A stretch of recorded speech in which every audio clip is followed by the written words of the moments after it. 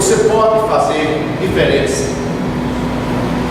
O texto que nós lemos encontra-se no livro do Gênesis, capítulo 12, e este capítulo do Gênesis é de grande importância na história sagrada, porque aqui começa a história do povo hebreu, a história de Israel, a história do povo de Deus. Quando você abre a sua Bíblia, no livro do Gênesis, e lê o capítulo 11 capítulos, eles cobrem um período na história de 2000 anos.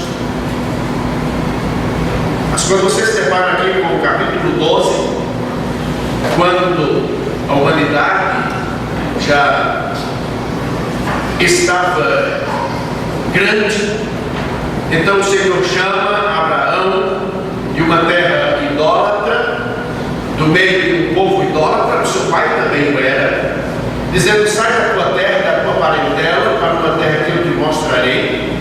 O Senhor disse: far-te-ei uma grande nação, abençoar-te-ei, te engrandecerei, ser tu uma bênção. E de que outra maneira poderíamos dizer a mesma coisa? Abraão, faça diferença, seja diferente. Chama-me a atenção a maneira como Deus trata desse assunto em sua palavra. No livro de Levítico, no capítulo 10, o Senhor deu orientações acerca do sacerdócio, como eles deveriam se vestir, o que eles deveriam comer, como deveriam se portar. E dadas estas instruções, o Senhor disse: para fazer diferença entre o santo e o profano. No capítulo seguinte do livro de Levítico, que é o capítulo 11, nós encontramos uma lista de animais que poderiam ser consumidos, considerados limpos, de animais que não poderiam ser consumidos, considerados imundos. E ao fim do capítulo 11, no verso 47, o Senhor diz: para fazer diferença entre o imundo e o limpo. E no último livro do Velho Testamento, Malaquias, capítulo 3, verso 18, nós encontramos as seguintes palavras: vereis a diferença entre o justo e o ímpio, entre o que serve a Deus e o que não serve. Então nós encontramos nas páginas das Escrituras, reiteradas vezes, a menção da necessidade de se fazer diferença, de ser diferente. E nós queremos tratar sobre este assunto. Você pode fazer diferença.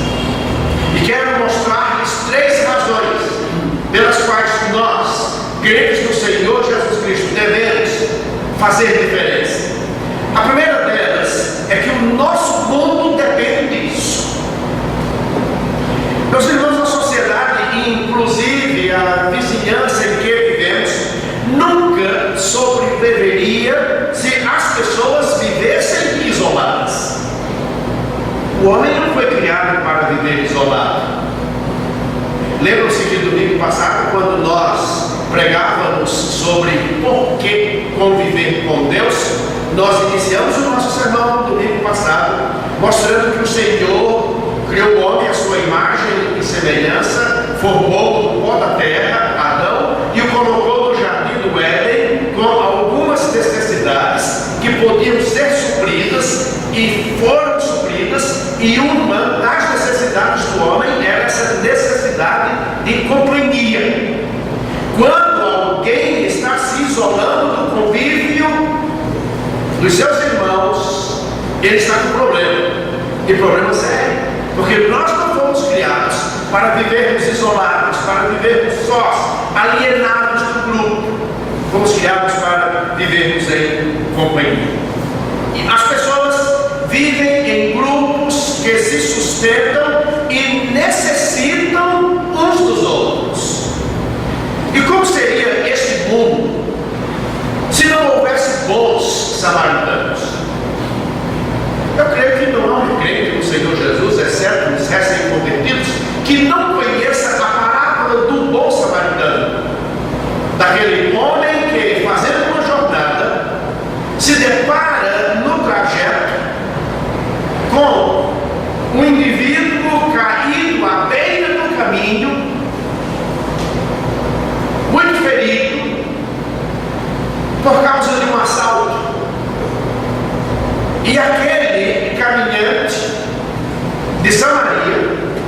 Ele desce da sua cavalgadura, dirige-se até aquele que está caído, unta as suas feridas com azeite, põe na sua montaria e o deixa na próxima estalagem, dizendo ao estalajadeiro, ao dono do hotel, ao dono da pousada: cuida dele, ainda deu-lhe algum dinheiro. Se gastares mais alguma coisa, na volta eu ressarcirei. Como seria o mundo se não houvesse pessoas assim? Verdade é que antes do samaritano passaram dois religiosos pelo mesmo caminho, viram a mesma cena, um sacerdote e um levita, e ambos passaram de lado. Aqueles que deveriam ter socorrido o ferido não o fizeram, um estrangeiro o fez. E eu fico a me perguntar: como se sentiu o homem ferido quando acordou naquela estalagem e soube que um estrangeiro o havia socorrido? Como ele se sentiu? Eu lembro que, alguns anos atrás, quando fui a primeira vez pregar na nossa igreja, ali em Vila Carolina, São Paulo, ainda não pertencia ao nosso presbitério, e fui pregar no domingo à noite, desci perto da editora Abril, dirigi-me ao bairro do Limão e me perdi. Aquele bairro ali é um emaranhado de casas, de vielas, mas me perdi mesmo. E fiquei um pouco apavorado, porque eu não ia chegar no horário do culto, também estava num lugar estranho, poderia até entrar num covil de bandidos, como noutra ocasião isso me aconteceu, perdi. E passando por uma calçada, veio um rapaz lavando uma caminhonete em frente da sua casa. E eu perguntei para ele: moço, o senhor pode me informar onde fica a rua Munhoz Bonilla? Ele disse: meu amigo, você está muito longe. Você está muito longe. Ele se espera. Desligou a torneira e disse: eu te levo lá. Não vou me esquecer disso. Eu agradeci muito, não lembro o nome daquele rapaz, porque eu nem perguntei. Ele desligou, estava lavando a caminhonete, não havia terminado, disse: eu te levo lá. Ele fez diferença. Também me lembro quando Simone, minha filha mais velha, ela tinha a idade de Samuel, meu neto. Eu estava na Quando da Boa Vista, andando com ela no braço. E de repente veio um grupo de estudantes. Naquele tempo havia os movimentos estudantis, e eles lutavam para quebrar mesmo.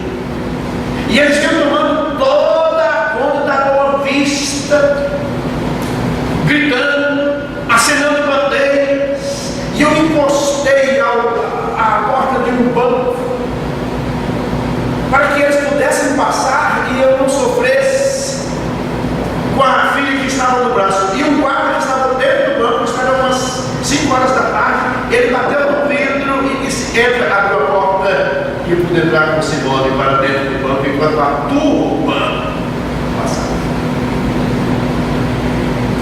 Meus irmãos, o nosso mundo está cheio de violência, insensibilidade, ganância, ódio, egoísmo. Os jornais mostram isso a cada dia. Seja a imprensa escrita, seja a televisiva, é o que nós vemos. Amanhã, a partir do meio-dia, você pode sintonizar 3, 4 canais, que são as notícias que você terá, especialmente com esse jogo que houve aí, né? Esporte Santos sempre traz resultados terríveis, provocados pelos vândalos, no seu quebra-quebra, na sua violência sem limites. Mas o mesmo jornal mostra como nações inteiras se levantam para socorrer pessoas necessitadas, países que foram devastados pelos terremotos, por furacões ou por outras tragédias.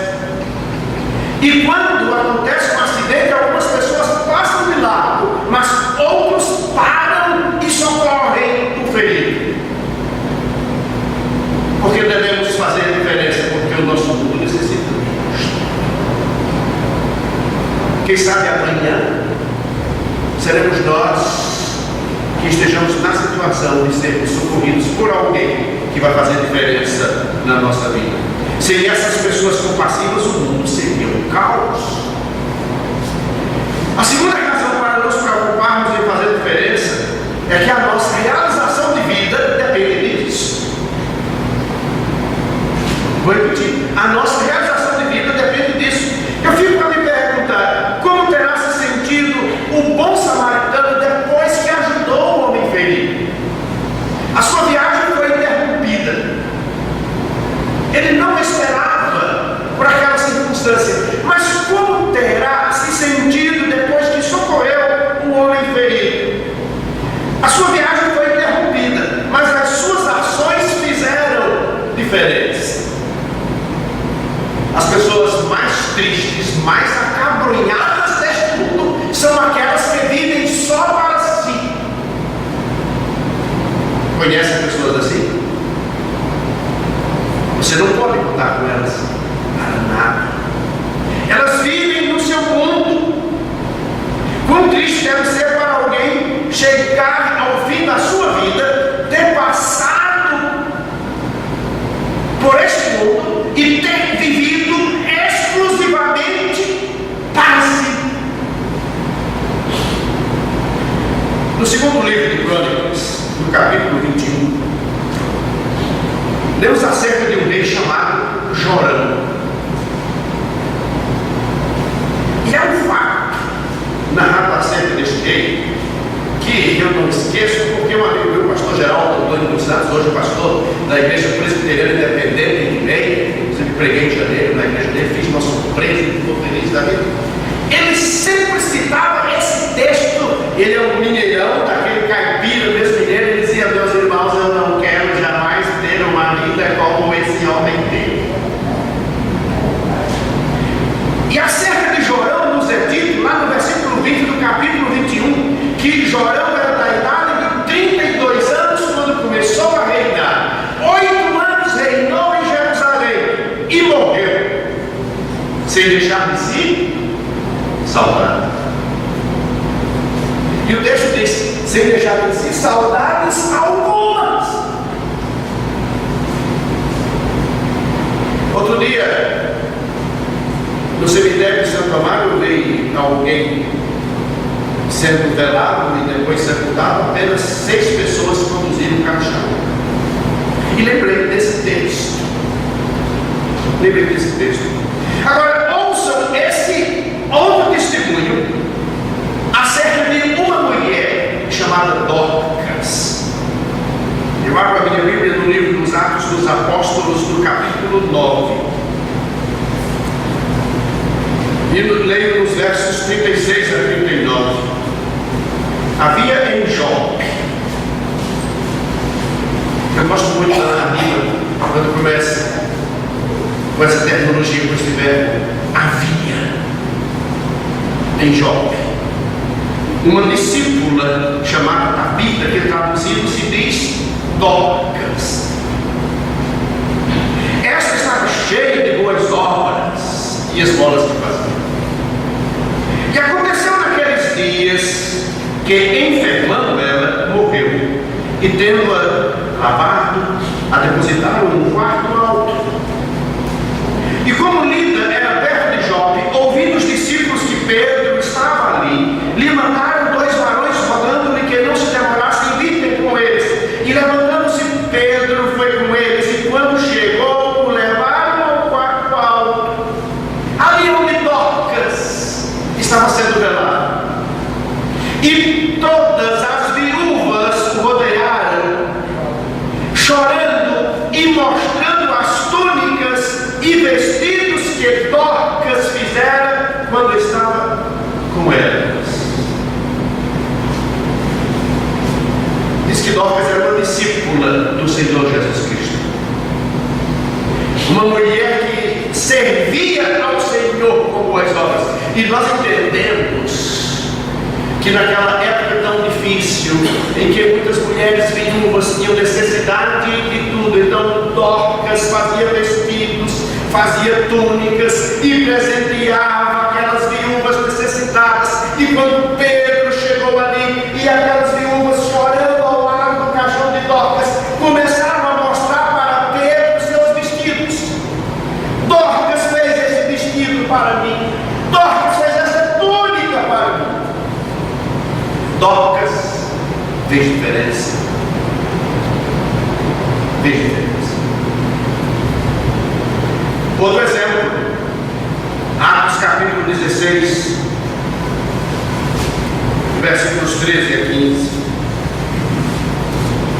De uma pessoa que fez diferença, uma mulher. Nós encontramos nas Escrituras muitos exemplos de mulheres que fizeram diferenças, que foram uma bênção no reino de Deus, cujos nomes são citados nas Escrituras.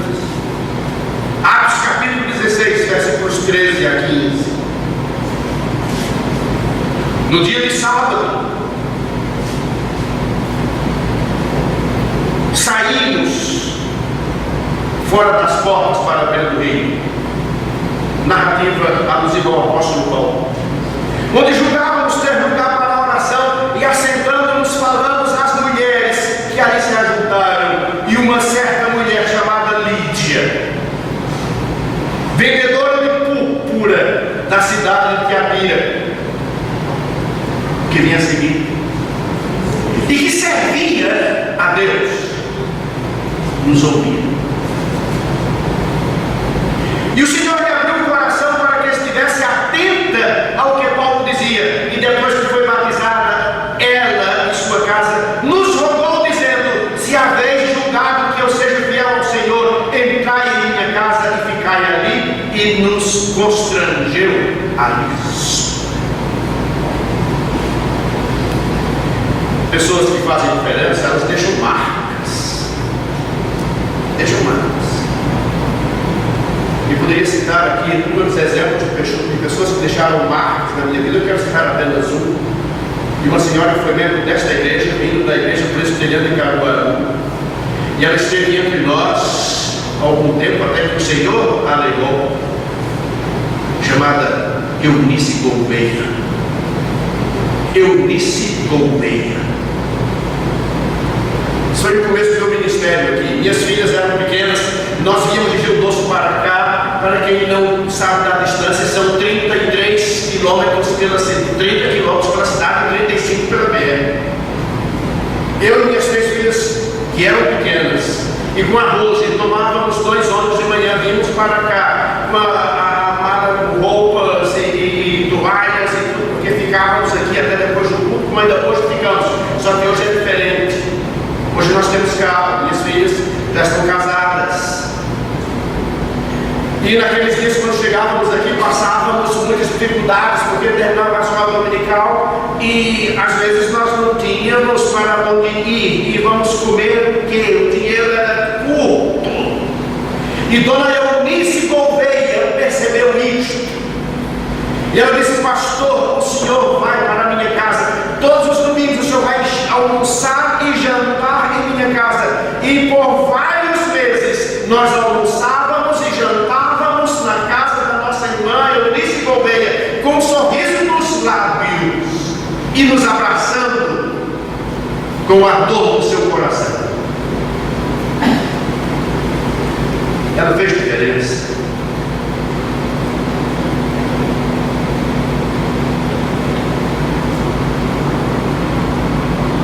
O Senhor a levou. Fui ao seu sepultamento. Foi sepultada em Caruaru, era sua terra natal. E ali eu olhava para o corpo inerte de Eunice Gouveia, que vai ser restaurado, ressuscitado de pouco para nós. Que no começo do meu ministério aqui fez diferença, me ajudando e a minha família.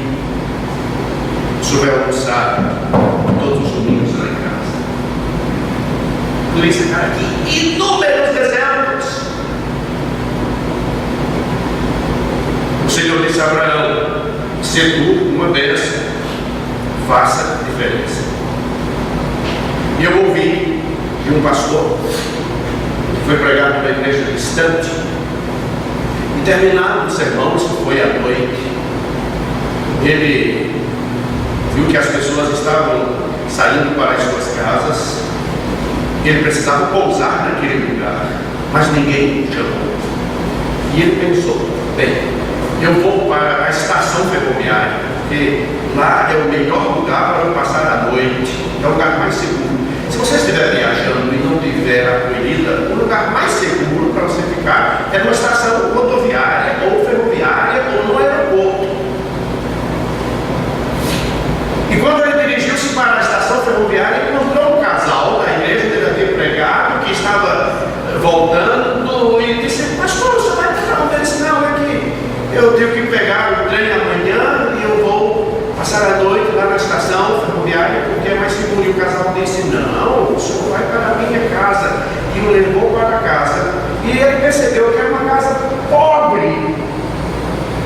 Mas aquele casal deu-lhe um quarto onde tinha uma cama, com os lençóis rotos, e disse: pastor, esteja à vontade, descanse, tenha uma boa noite. E saiu: o senhor pode ficar à vontade, se quiser fechar a porta, o senhor fecha. Se não, mas aí o pastor fechou e dormiu gostosamente. O colchão não era essas coisas todas, mas estava muito bem acolhido, protegido por um teto, podia relaxar e dormir. E outro dia ele acordou-se e pensou: bem, o casal deve ter ido para o outro quarto, e cedeu esse que foi dormir no outro quarto. Ele notou que aquilo ali era uma cama de casal, eles devem ter 2 quartos com cama de casal. Mas ele observou que a casa era muito pequena e não tinha nada. Ele perguntou: vocês dormiram aonde? E o casal disse: pastor, a gente passou a noite sentado aí no banquinho. Eles não tinham que dormir. Meu Deus do céu, como vocês... Pastor, o senhor precisava descansar. O casal, o marido e a mulher ficaram sentados no banquinho, vendo as horas passarem, a madrugada chegar, os galos cantando. Cochilaram e dormiram encostados um no outro. Fizeram diferença. Nunca passe pela sua mente porque ele incomodar. Deixa que outro faça aquele jogo de corpo. Leva para a tua casa, porque vai tirar um tempo, aquela dificuldade toda. Nunca passe pela sua mente isso. O Senhor quer que você faça. Eu nunca esqueço daquela passagem que o Senhor Jesus cita lá em Mateus no capítulo 24, quando ele diz para os seus: vinde benditos do meu Pai, possuí por herança o reino que vos está preparado antes da fundação do mundo, porque tive fome e deste de comer, tive sede e deste de beber, estava nu e vestiste-me, estava preso e visitaste-me. E eles perguntaram: Senhor, quando foi que te vimos nu e te vestimos? Quando foi que te vimos com sede e te demos de beber? Quando foi que vimos estas coisas? O Senhor disse: quando você fez isto a um dos meus pequeninos, você fez a mim. Como é que vocês entendem isto? Como é que vocês entendem isto? Quando você fez a um dos meus pequeninos, você fez a mim. Crentes no Senhor Jesus Cristo, aprendam da palavra, deixem que ela entre no seu coração, vivam para o Senhor, façam diferença, porque quando o Senhor chamou Abraão do meio de uma terra idólatra, o Senhor o chamou para que ele fizesse diferença, sendo uma bênção. E o Senhor também nos tem chamado para sermos uma bênção aonde Ele nos colocou. Há um livro de Antônio Abucharim cujo título é Floresça aonde está planta. A primeira razão para fazer diferença é que o nosso mundo depende disso. Mas aí você pode dizer: aí eu tenho que ter a ver com isso. O mundo é tão grande, eu sou apenas uma pessoa. O mundo nem vai notar a minha falta.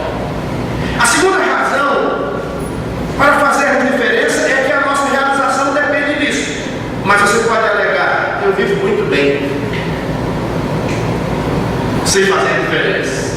Eu vivo muito bem sem observar essas coisas. Mas a terceira razão para ser um fazedor de diferença, e dessa você não pode se desculpar, sabe qual é? É que Deus espera isso. Que a sua realização depende disso. Você pode desfazer? Não. Que o mundo não pode viver sem isso. Você diz que é que eu tenho a ver. Mas dessa razão aqui, porque você deve fazer diferença, porque Deus espera isto.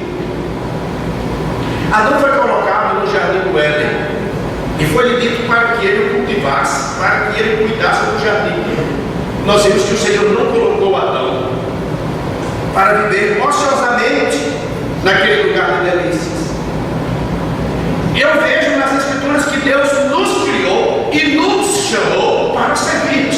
O Senhor Jesus deu vários exemplos acerca desta verdade. Nós fomos criados para servirmos e não para sermos servidos. E em toda a Bíblia nos deparamos com fazedores de diferença que foram aprovados por Deus. Alguns famosos e influentes, outros não. Alguns religiosos, outros não. Alguns conhecidos, outros não. Vamos dar dois exemplos bíblicos. Duas mulheres que fizeram diferença. Sabemos o nome de uma delas, a outra não. A primeira delas é Abigail. Davi estava fugindo de Saul, estava com 400 homens armados pelos montes de Judá.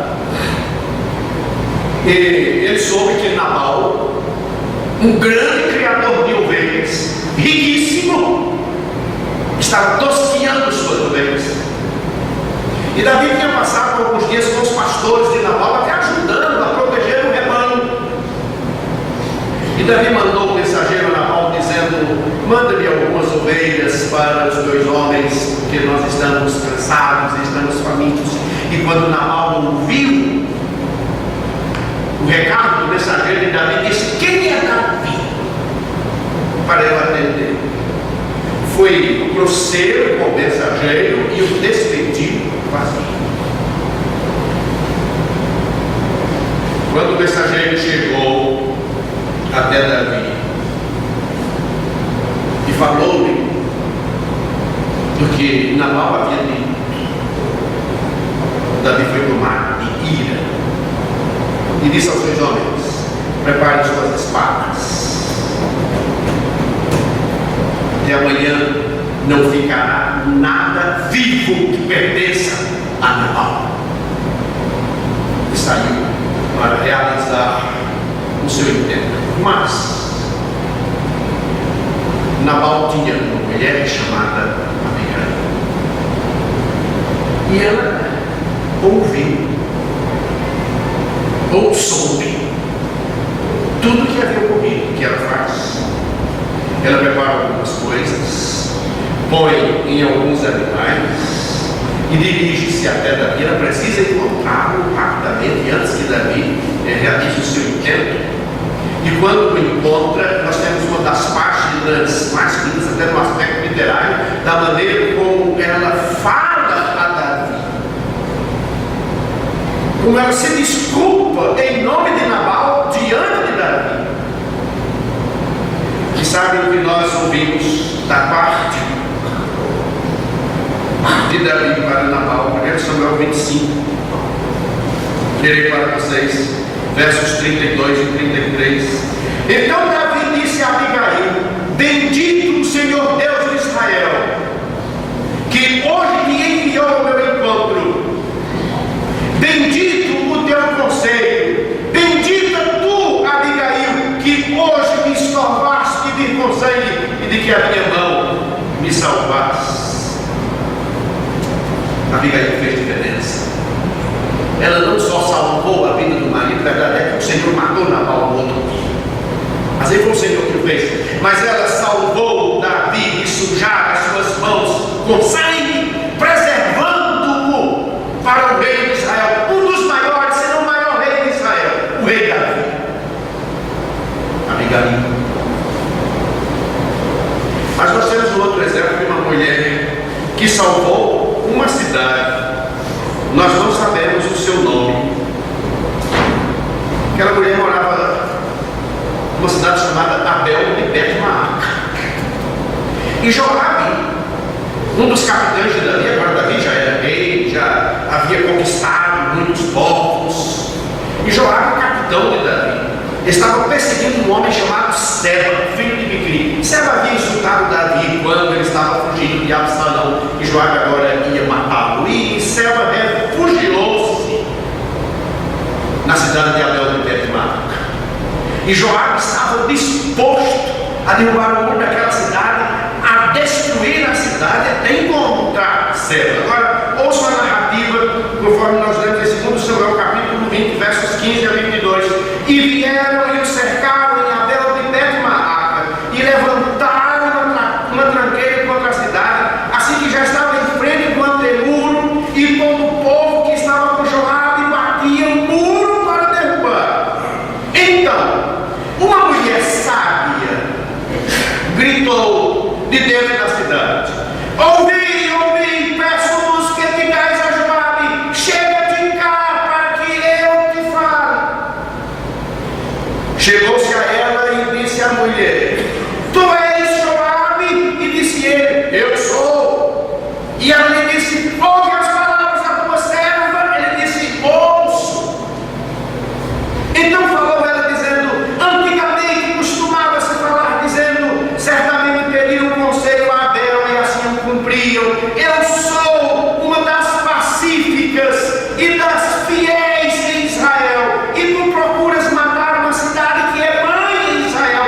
Por que devorarias a herança do Senhor? Então respondeu Joabe e disse: longe de mim que eu não faça, que eu devore ou arruine. A coisa não é assim. Porém, um só homem do monte de Efraim, cujo nome é Seba, filho de Bicrii, levantou a mão contra o rei, contra Davi: entregai-lhe só este e retirar-me-ei da cidade.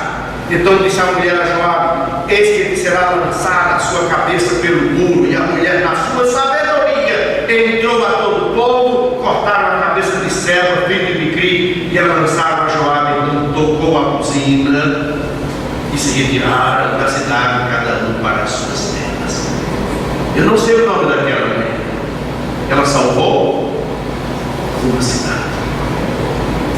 É dito a respeito dela que era uma mulher sábia. Ah, meus irmãos, quantos exemplos. Alguns anos atrás, nos Estados Unidos, uma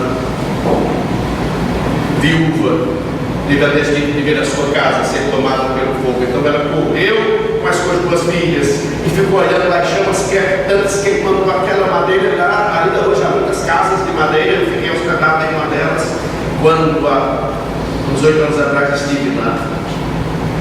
E de repente, um seu filho de 4 anos aparece na janela, na parte superior da casa: mamãe, mamãe, e o fogo está crepitando cada vez mais e ela está estarrecida. O seu filho está lá dentro.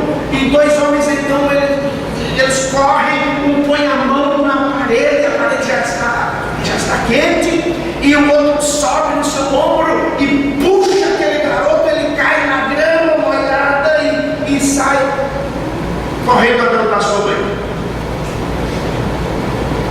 Sabe quem era aquele garoto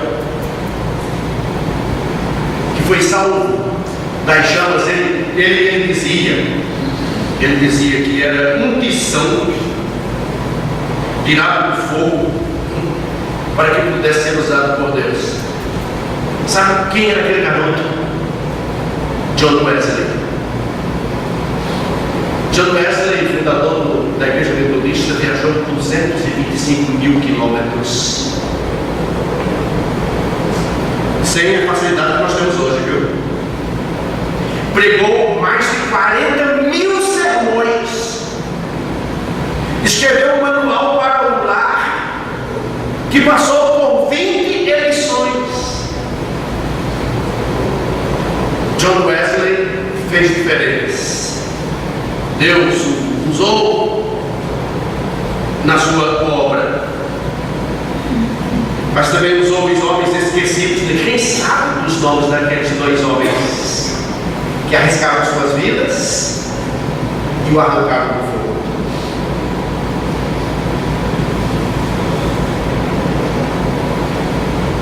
Eu estou lendo um livro do presente, semana passada, da minha pergunta, agora estou de óculos novos, não tinha recebido, eu não, meu óculos recebido elogios, a cara é a mesma. Estou me acostumando. E exatamente quando eu estou lendo o livro, a imagem, a semelhança de Deus, no filho criança, uma coisa que eu aconselho a todos a ler, a imagem, a semelhança de Deus. Escrito por Filipiança e o Dr. Paul Breno, que foi médico na Índia por muitos anos. E o Dr. Paul Breno, ele dá um testemunho da sua mãe, que ficou viúva. Ela já trabalhava na Índia com os leprosos lá, e depois de viúva ela foi para as montanhas. E mesmo na sua velhice, trabalhando com aqueles necessitados, uma pobreza extrema, e ela extraía os dentes daqueles necessitados e ajudava-os, pregando também a palavra do Senhor Jesus Cristo. E ela caiu, quebrou o vento, sofreu muito, e quando passou a andar, andava com muita dificuldade, apoiando-se em 2 bambus, que era mais alto que ele, e andava com dificuldades, levantando a perna, porque se tropeçasse assim, tinha muitas dores. Então seu filho tocou para ele e disse: mamãe, vamos voltar para casa, vamos voltar para os Estados Unidos, a senhora já está velha, com mais de 80 anos. E ela ficou brava e disse esta frase para o seu filho: para que preservar meu corpo velho, se não será usado onde Deus precisa de mim? Morreu com 92 anos nas montanhas ali na Índia, socorrendo os necessitados, pregando o evangelho para eles. Quando uma aldeia precisava dela, luz da aldeia onde ela estava, levaram-no numa rede, morreu servindo ao Senhor.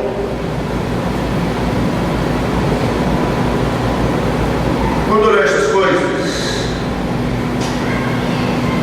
eu me envergonho. Eu me envergonho.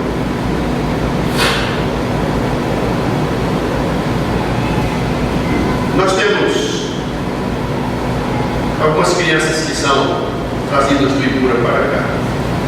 No ano passado nós tínhamos 43 crianças aqui. Isso aqui pega fogo, vocês sabem disso. Cada criança daquela vale por 10 das nossas. A gente falou de gente necessitada na Índia, de gente necessitada na África, no Quênia, Serra do Boi e tantos outros. E bem junto a nós, há pessoas necessitadas que precisam de nós. Eu olho para aquelas crianças. Quando eu passo lá, eu noto que elas utilizam aquilo que se chama de casa só para dormir. Elas passam o dia à noite. É o melhor lugar para elas. O que é que elas comem? Como é a cama que elas dormem? Como se protegem do frio? Muitas delas não têm nenhuma noção de higiene e são trazidas para cá do jeito que elas são. E eu sei que para se trabalhar com pessoas que não têm a mesma educação que nós, que não têm os mesmos princípios que nós, que não têm os bens que nós temos e o conforto que nós temos, eu sei que é algo impacto. Eu sei disso. Mas o Senhor me chamou para fazermos diferença com estes. Sabe, certa vez um homem leproso aproximou-se do Senhor Jesus Cristo e nenhum leproso poderia se aproximar de homem algum. Quando ele percebia que alguém vinha em sua direção, ele tinha que gritar: para, eu sou leproso. Mas aquele homem, Lucas nos disse que o seu corpo era uma chaga, todo o seu corpo estava cheio de lepra. E ele sabia que o Senhor Jesus estava ali, a multidão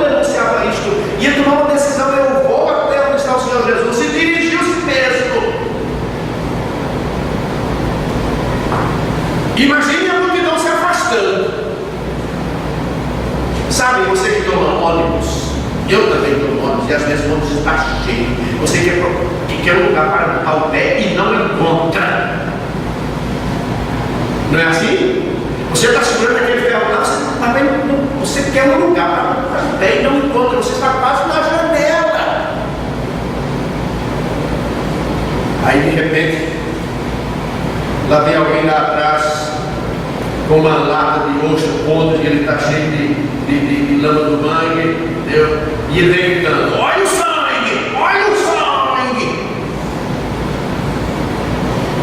Eu não sei como é aquilo não, mas ele consegue passar sem tocar em mim.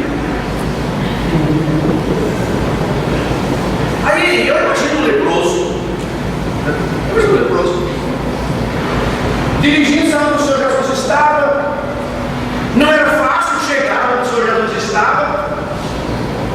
Lembra de uma certa ocasião, o Senhor estava numa casa, levaram um paralítico numa cama, não tinham como aproximar aquele paralítico do Senhor, tiveram que descer, não tinha mesmo não. E aquela mulher que tinha um fluxo de sangue e não tinha como se aproximar do Senhor, se tão somente eu tocar na hora do seu destino. Mas ele se aproximou. E uma coisa que me chama a atenção é que o Senhor, quando viu, o Senhor o tocou.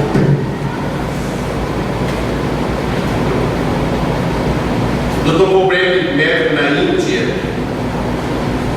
e ele cuidava dos leprosos, ele estava atendendo a um leproso, quando o leproso começou a chorar convulsivamente. Então, ele pensou: puxa vida, eu devo ter dito alguma coisa para esse homem, que ele ficou extremamente ofendido e perguntou para a intérprete para saber dele o que aconteceu, porque ele está chorando tanto assim.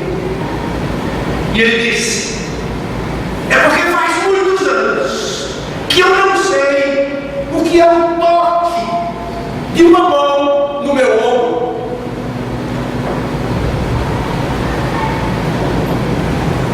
E o Dr. Pobre, quando atendeu, pôs a mão no seu ombro. Você, quando vai ao médico, você está doente. E quando o médico trata bem, e quando ele põe a mão no teu ombro, e quando você nota na parte dele um gesto de humanidade, e não só de profissionalismo, parece que você fica melhor na sua enfermidade.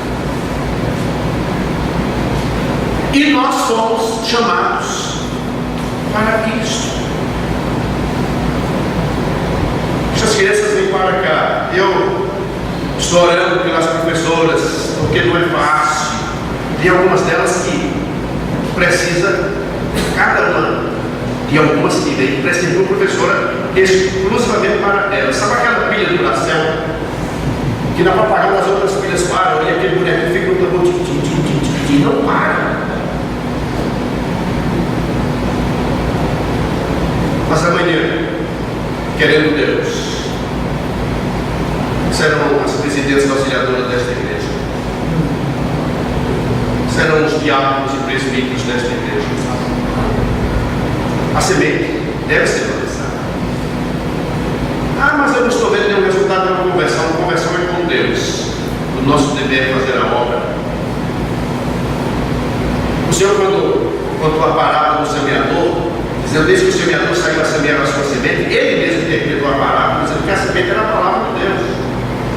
E o que nos chama a atenção é que aquela semente caiu em 4 solos diferentes. 3 foram perdidos, apenas uma germinou. Nós não sabemos qual vai prosperar ou não. O Senhor mesmo disse: lança a tua semente, vai lançando, que você não sabe qual vai prosperar.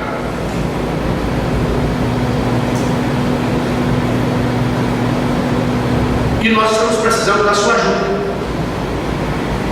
Estamos precisando da ajuda de outras mulheres para que possam estar junto com essas professoras, tendo isto como um ministério. Eu vou servir ao Senhor. E lhes digo uma coisa: estas crianças amanhã, não sabemos o futuro delas, o Senhor sabe. O Senhor sabe. Elas se lembrarão das suas professoras. Quem sabe se algumas delas, na maior desdita deste mundo,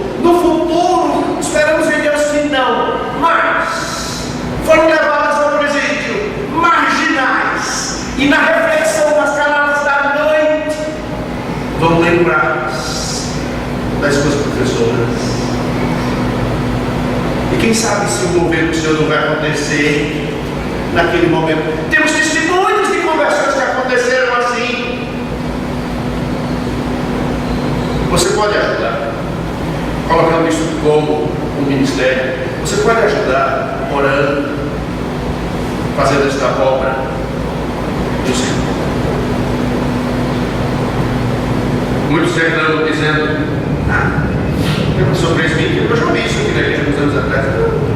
Eu não fui eleito presbítero. Eu não fui eleito diácono dessa igreja. Quem vai dizer que para você servir ao Senhor você tem que ser eleito presbítero ou diácono? Eu nunca fui eleito presidente de sociedade alguma. Você pode e deve ser fazedor de diferença como um membro do corpo de Cristo. E mesmo na sua posição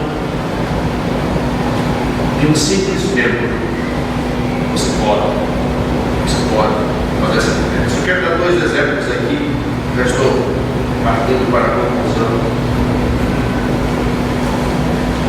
Vocês conhecem a história de Naamã? Naamã. Eu esqueci.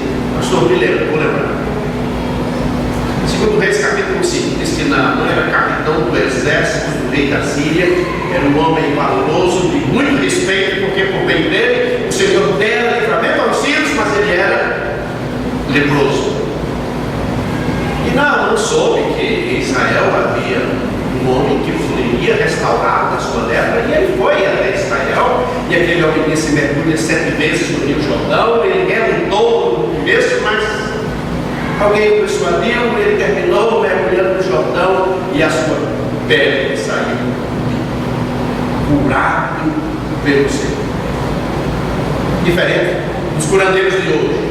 Chega o paralítico: está curado? Estou, anda. Estou bonzinho. Vocês conhecem a história de Naamã? Foi curado, totalmente curado, reconheceu que o Deus de Israel é um Deus todo-poderoso. Mas eu quero lhes fazer uma pergunta: quem foi que iniciou o processo de cura de Naamã? Uma menina que foi levada cativa pelo próprio Naamã. Houve um combate em Israel, sírios e israelitas. Os sírios levaram aquela menina cativa, e ela, quando olhou para aquele que a levara como escravo, falou para a esposa dele: se ela estivesse em Samaria, o profeta de Deus restauraria da sua lepra. Quem fez a diferença? Ela. A gente sempre lembra de Eliseu. Sempre fala de Eliseu dando a ordem para Naamã: vai ao Jordão, mergulha 7 vezes. E nos esquecemos também. A respeito de Davi, ele foi um grande fazedor de diferença, mas ele que iniciou a sua vida como pequeno pastor de ovelhas. E tão sem qualificação que seu pai se esqueceu de mencionar a Samuel. Quando seu pai foi ali para ungir um dos filhos de Jessé como rei. Irmãos, de quanto anos? Repito, o Senhor quer que sejamos uma bênção. O Senhor quer que façamos diferença. Isso Ele quer de nós. E muitos crentes acham que já fazem porque eu não bebo, não fumo. Muita gente que não é crente também não bebe e não fuma. Você pode fazer diferença nas coisas mínimas. Sabe o que eu estava me lembrando? Se cada crente que dirige nesse trânsito caótico do Recife fizesse diferença, o trânsito não seria tão caótico. Concordam? Porque no trânsito todos nós somos iguais. Atropelamos e sendo atropelados. Mas no meu carro tem propriedade do Senhor Jesus. Esse adesivo que faz de eu nunca vou tomar um adesivo desse no carro. Tem um que diz assim: é fácil ter Jesus no peito, né? Tudo é ter no coração. E você não vai ter um adesivo desse no meu carro. Tem um assim, nós temos, mas não quebra. Isso não faz diferença. A diferença está nas atitudes.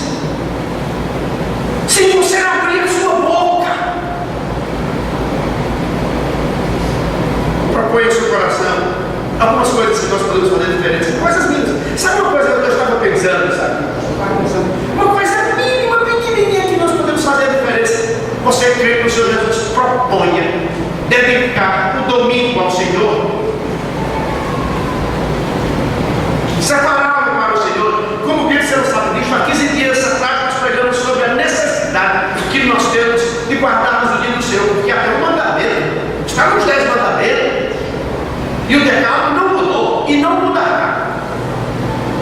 Uma coisa aqui.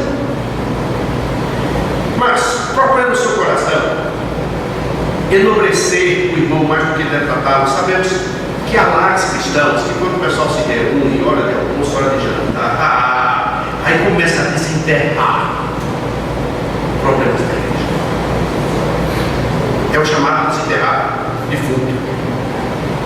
Isso é para quem precisa fazer uma investigação acurada. Nós temos aqui um perito que sabe disso. A coisa não ficou esclarecida, não é sobre mesmo. Então, desenterra o defunto. E não é uma coisa boa desenterrar o defunto. Acho que nem mesmo para quem é profissional. Não é. Novos convertidos são corrompidos nesses lares. Eles vão em busca de alimento espiritual, de crescimento, mas eles estão ouvindo ali pessoas amarguradas que, com suas línguas feridas, causam prejuízos. Famílias que não se convertem porque os pais não fazem diferença. Nós tínhamos uma senhora, e quando a visitávamos, ela tinha muitos filhos, era membro aqui da igreja. Às vezes ela nos convidava para jantar na sua casa. Nós jantávamos, os seus filhos, suas filhas, família grande. Mas a nossa igreja tem muito problema. Eu sou meu fulano de tal. Aí eu falo, irmã, deixe seus filhos, nem deles, crê no Senhor Jesus.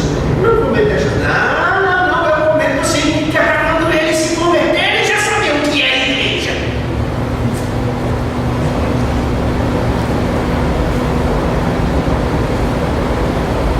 Todos nós fazemos parte de uma família, não é?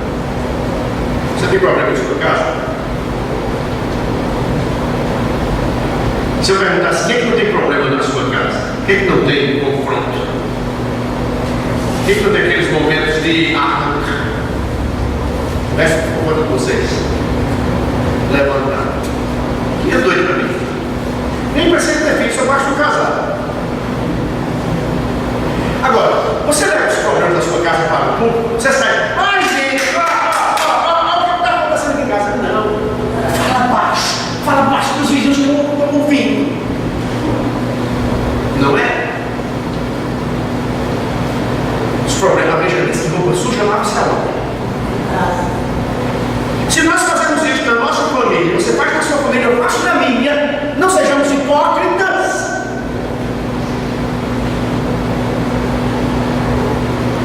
A igreja é o quê? Uma grande família. Como grande família, temos os nossos problemas. Eu vou deixar essa igreja porque está cheia de problemas para outra igreja. Pois, se você for para uma igreja que não tenha problemas, no momento que você botar os pés lá dentro, ela começou a ter. Não é assim? É lamentável que membros compartilhem os problemas da igreja com pessoas incrédulas. Tem seus amigos incrédulos, vão para lá bater papo, não tem assunto e não vão ter mesmo, porque que comunhão pode haver entre luz e trevas? O evangelho ele não quer ouvir, vai falar sobre o quê?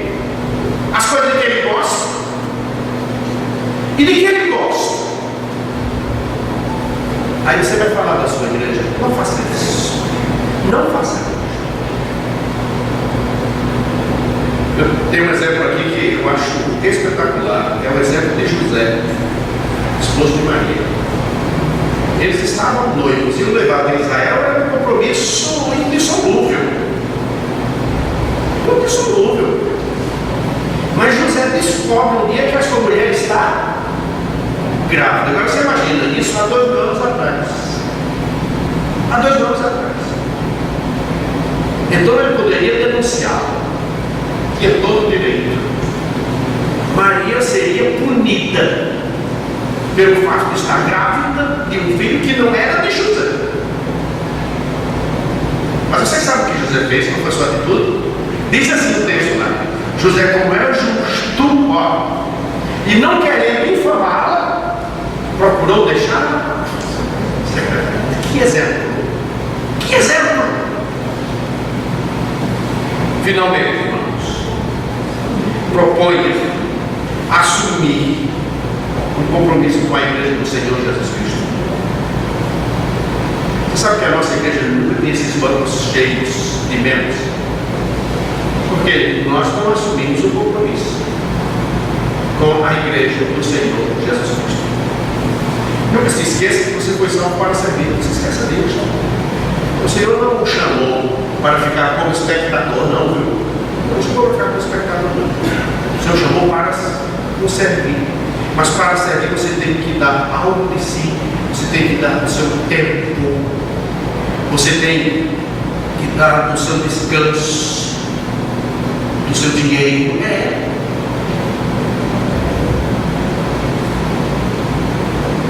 Vou falar em dinheiro. Você, quando está entregando o seu dízimo à igreja, o Senhor Jesus é uma igreja séria, que administra seriamente o dinheiro. Esta é uma igreja que administra seriamente, está aí todos os meses, entrega pelo Senhor Tesoureiro o balancete da igreja. Sabe, eu estava vendo no outro dia, nós estamos ajudando a 4 pastores na obra do ministério, e a ajuda que nós estamos dando financeira a esses 4 pastores é igual àquilo que a igreja nos dá.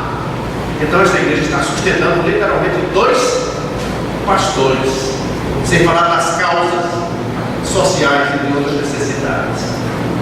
Então, quando você está contribuindo com a obra, quando você está entregando o seu dízimo, quando você está ofertando, você está servindo a causa do Senhor. A quem você acha que Jesus disse naquele dia: servo bom e fiel? O que ele dirá naquele dia? Servo bom e fiel, sobre o pouco foste fiel, sobre o muito te colocarei. Uma pergunta simples, né? A quem você acha que o Senhor dirá essas coisas?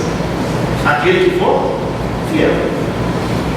Quem que não quer ouvir essas palavras do Senhor? Servo bom e fiel, sobre o pouco foste fiel, sobre o muito te colocarei. Você que conhece a parábola dos talentos, você sabe que o Senhor disse: aquele que não fez diferença, aquele que escondeu, não fez nenhuma diferença.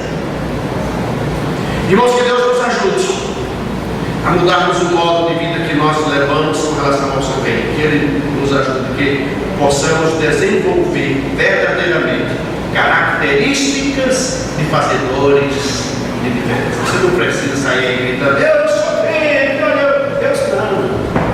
Faça a diferença, porque para isso você foi chamado. Que o Senhor assim nos ajude. Amém. Amém. Vamos louvar ao Senhor enquanto o hino de número 50, deixa eu ver, 56. Agora, de manhã tivemos um grande estudo sobre arrependimento. Vamos cantar este hino nos arrependendo. 56. Quero ser um vaso de bênção. Sim, um vaso escolhido. Vamos nos pôr de pé. 56.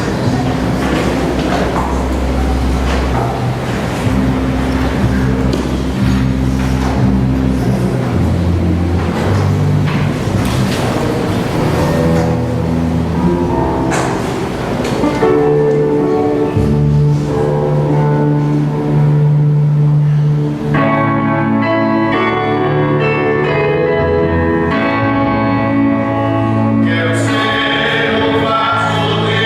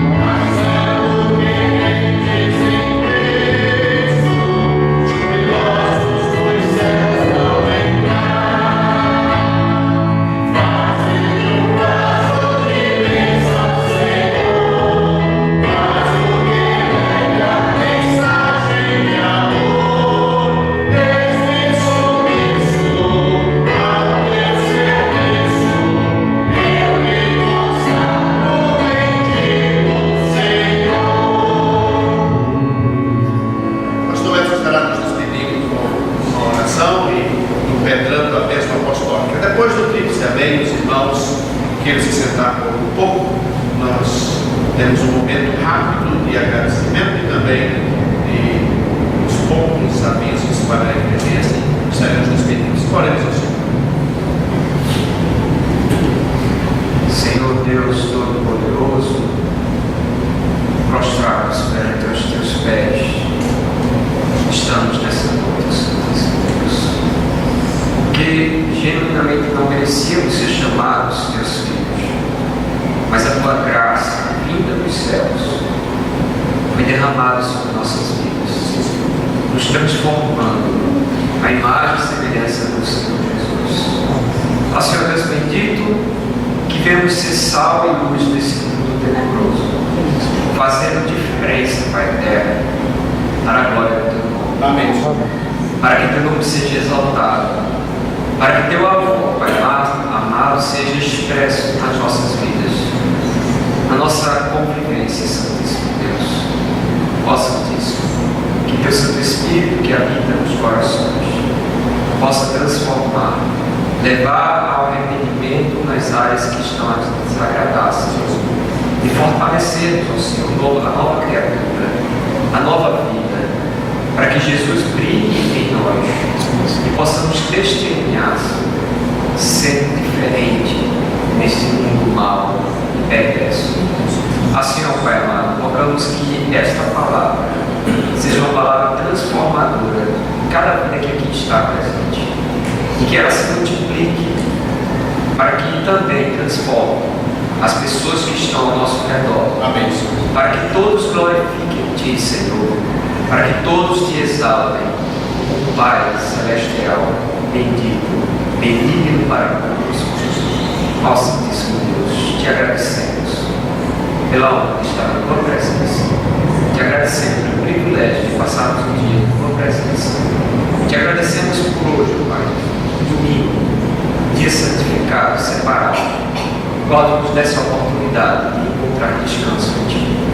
Nos leve em paz para os nossos lares e abençoa esta semana que se inicia, para que ela seja, Santíssimo Deus, para a Tua glória, em nome por amor de Jesus Cristo, eu te peço. Amém. Amém. Que a graça e a paz do nosso Senhor Jesus